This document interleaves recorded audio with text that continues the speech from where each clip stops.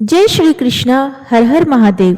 आज की इस वीडियो में हम श्रवण करेंगे श्रीमद् भागवत गीता के श्री कृष्ण अर्जुन संवाद में विश्व रूप दर्शन योग नाम का 11वां अध्याय। वीडियो शुरू करने से पहले आप सभी भक्तगणों से करुण निवेदन है कि कृपया वीडियो को संपूर्ण सुने। माना जाता है कि पितृपक्ष के दौरान श्रीमद् भागवत गीता का श्रवण करने मात्र से पितरों को मोक्ष की प्राप्ति होती है और हमें अलौकिक सुखों की प्राप्ति होती है। तो आइए श्रवण करते हैं श्रीमद् भागवत गीता का 11वां अध्याय।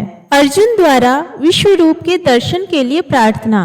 अर्जुन ने कहा, मुझ पर कृपा करने के लिए आपने जो परम गोपनीय आध्यात्मिक विषयक ज्ञान दिया है, उस उपदेश से मेरा यह मोह दूर हो गया है। हे कमल नयन, मैंने आपसे समस्त सृष्टि की उत्पत्ति तथा प्रलय और आपकी अविनाशी महिमा का भी वर्णन विस्तार से सुना है।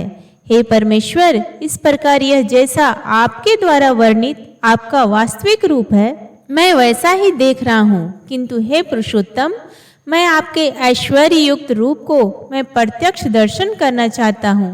हे प्रभु, यदि आप उचित मानते हैं कि मैं आपके उस रूप को देखने में समर्थ हूँ, तब हे योगेश्वर, आप कृपा करके मुझे अपने उस अविनाशी विश्व रूप में दर्शन दीजिए।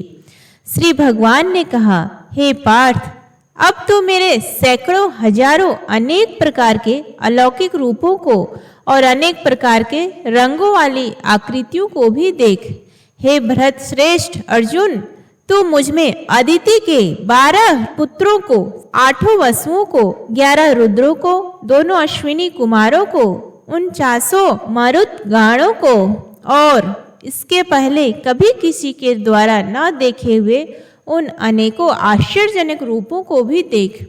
हे अर्जुन, तू मेरे इस शरीर में एक स्थान में चर अचर सृष्टि सहित संपूर्ण ब्रह्मांड को देख और अन्य कुछ भी तू देखना चाहता है उन्हें भी देख। किंतु तू अपनी इन आँखों की दृष्टि से मेरे इस रूप को देखने में निश्चिंत रूप से समर्थ नहीं है। इसलिए मैं तुझे अलौकिक दृष्टि देता हूँ, जिससे तू मेरी इस ईश्वरीय योग शक्ति को देख। संजय ने कहा, हे राजन, इस प्रकार कहकर परम शक्तिशाली योगी भगवान श्री कृष्ण ने अर्जुन को अपना परम ऐश्वर्य युक्त अलौकिक विश्व रूप दिखाया। इस विश्व रूप में अनेकों मुंह, अनेकों आंखें, अनेकों आश्चर्यजनक दिव्य आभूषणों से युक्त, अनेकों दिव्य शस्त्रों को उठाए हुए, दिव्य मालाएं वस्त्र को धारण किए हुए, दिव्य गंध का अनुलेपन किए हुए, सभी प्रकार के आश्चर्यपूर्ण प्रकाश से युक्त, असीम और सभी दिशाओं में मुख किए हुए सर्वव्यापी परमेश्वर को अर्जुन ने देखा। यदि आकाश में 1000 सूर्य एक साथ उदय हो, तो उनसे उत्पन्न होने वाला वह प्रकाश भी उस सर्वव्यापी परमेश्वर के प्रकाश की शायद ही समानता कर सके। पांडुपुत्र अर्जुन ने उस समय अनेक प्रकार से अलग अलग संपूर्ण ब्रह्मांड को सभी देवताओं के भगवान श्री कृष्ण के उस शरीर में एक स्थान में स्थित देखा। तब आश्चर्यचकित हर्ष से रोमांचित हुए शरीर से अर्जुन ने भगवान को सिर झुकाकर प्रणाम करके और हाथ जोड़कर प्रार्थना करते हुए बोला। अर्जुन ने कहा, हे भगवान श्री कृष्ण, मैं आपके शरीर में समस्त देवताओं को तथा अनेकों विशेष प्राणियों को एक साथ देख रहा हूँ और कमल के आसन पर स्थित ब्रह्मा जी को, शिव जी को, समस्त ऋषियों को और दिव्य सर्पों को भी देख रहा हूँ। हे विश्वेश्वर, मैं आपके शरीर में अनेकों हाथ, पेट, मुख और आंखें तथा चारों ओर से असंख्य रूपों को देख रहा हूँ। हे विश्व रूप, ना तो मैं आपका अंत, ना मध्य और ना आदि को ही देख पा रहा हूँ। मैं आपको चारों ओर से मुकुट पहने हुए, गदा धारण किए हुए और चक्र सहित अपार तेज से प्रकाशित देख रहा हूँ और आपके रूप को सभी ओर से अग्नि के समान जलता हुआ, सूर्य के समान चकाचौंध करने वाले प्रकाश को कठिनता से देख पा रहा हूँ।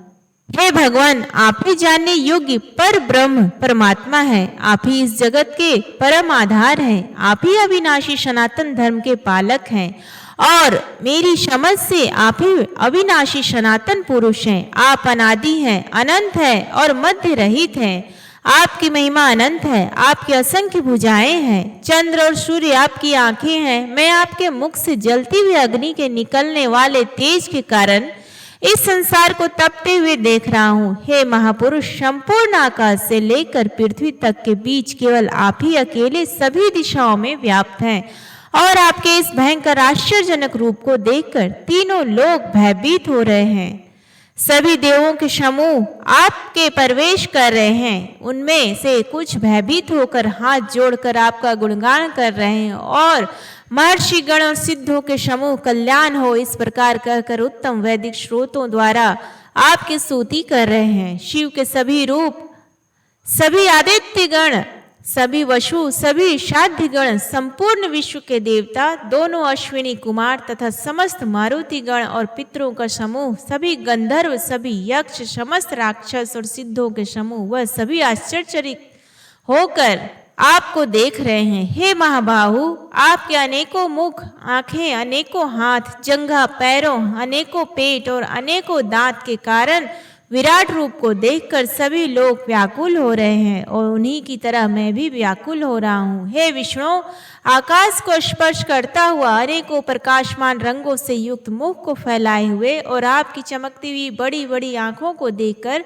मेरा मन भयभीत हो रहा है। मैं ना तो धैर्य धारण कर पा रहा हूँ और ना ही शांति को प्राप्त कर पा रहा हूँ। इस प्रकार दांतों के कारण विकराल और प्रलयकारी की अग्नि के समान आपके मुखों को देखकर मैं आपकी ना तो कोई दिशा को जान पा रहा हूँ और ना ही सुख पा रहा हूँ। इसलिए हे देवेश, हे जगत निवास, आप मुझ पर प्रसन्न हो। धृतराष्ट्र के सभी पुत्र अपने समस्त सहायक वीर राजाओं के सहित तथा भीष्म पितामह, द्रोणाचार्य, सूत पुत्र कर्ण और हमारे पक्ष के भी प्रधान योद्धा भी आपके भयानक दांतों वाले विकराल मुख में तेजी से प्रवेश कर रहे हैं और उनमें से कुछ तो दांतों के दोनों शिरों के बीच में फंसकर चूर्ण होते हुए दिखाई दे रहे हैं।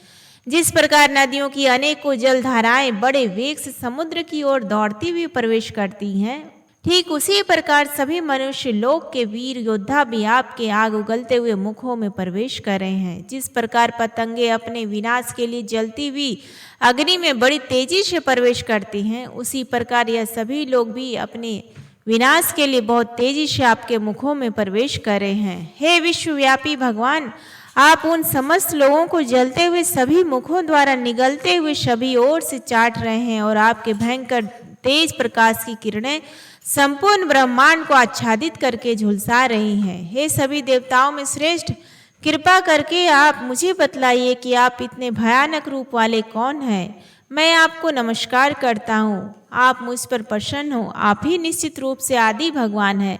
मैं आपको विशेष रूप से जानना चाहता हूँ क्योंकि मैं आपके स्वभाव को नहीं जानता।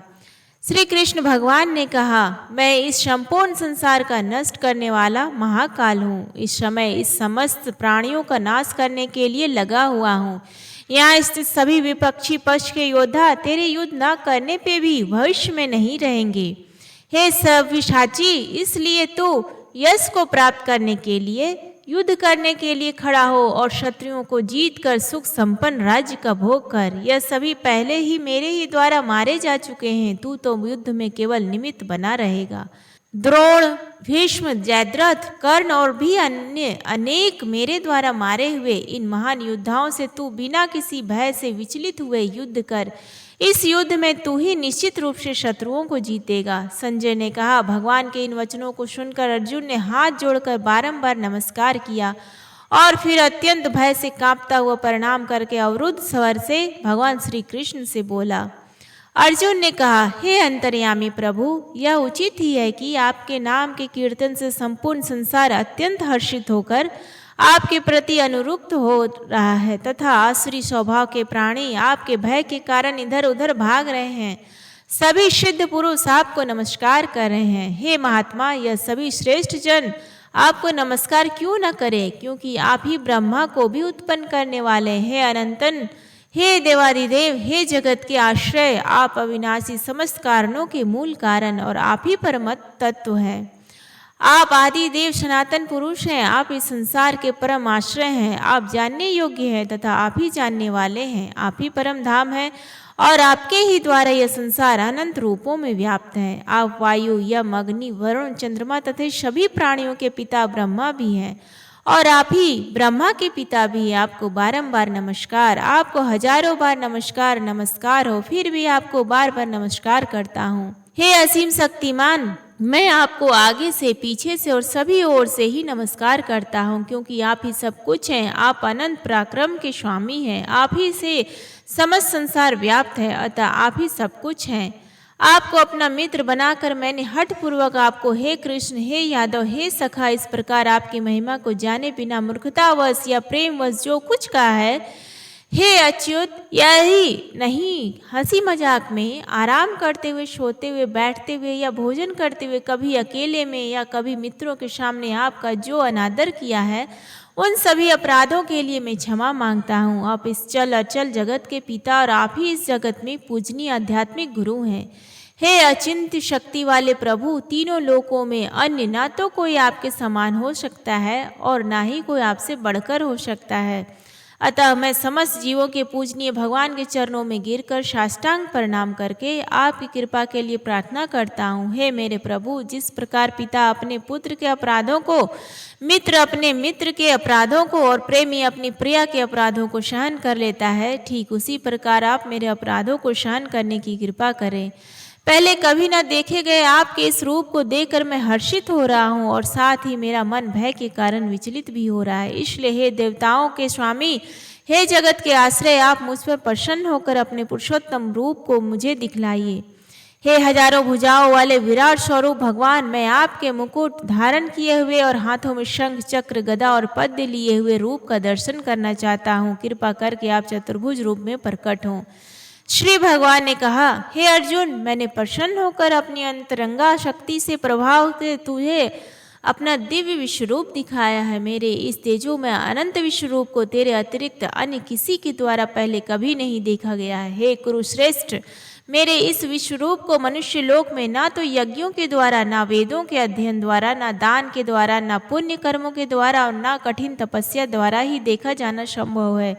मेरे इस विश्व रूप को तेरे अतिरिक्त अन्य किसी के द्वारा पहले कभी नहीं देखा गया है। मेरे परम भक्त, तू मेरे इस विकराल रूप को देखकर ना तो अधिक विचलित हो और ना ही मोहग्रस्त हो। अब तू पुनः अब सभी चिंताओं से मुक्त होकर प्रसन्नचित्त से मेरे इस चतुर्भुज रूप को देख। संजय ने कहा, वासुदेव भगवान श्री कृष्ण ने अर्जुन से इस प्रकार कहने के बाद अपना विष्णु स्वरूप चतुर्भुज रूप को प्रकट किया और फिर 2 भुजाओं वाले मनुष्य स्वरूप को प्रदर्शित करके भयभीत अर्जुन को धैर्य बंधाया। अर्जुन ने कहा, हे जनार्दन, आपके इस अत्यंत सुंदर मनुष्य रूप को देखकर अब मैं स्थिर चित्त हो गया हूँ और आपकी स्वाभाविक स्थिति को प्राप्त हो गया हूँ। श्री भगवान ने कहा, मेरा तो चतुर्भुज रूप तुमने देखा है, उसे देख पाना अत्यंत दुर्लभ है। देवता भी शाश्वत रूप के दर्शन की आकांक्षा करते हैं।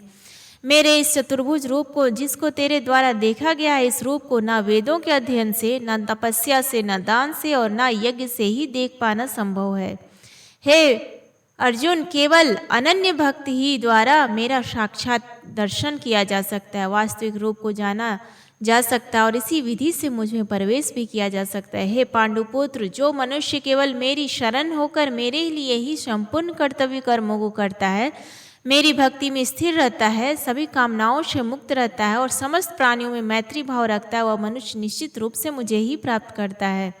इस प्रकार उपनिषद, ब्रह्म विद्या और योग शास्त्र रूप श्रीमद् भागवत गीता के श्री कृष्ण अर्जुन संवाद में विश्वरूप दर्शन योग नाम का 11वां अध्याय संपूर्ण हुआ। प्रेम से बोले श्री कृष्ण भगवान की जय।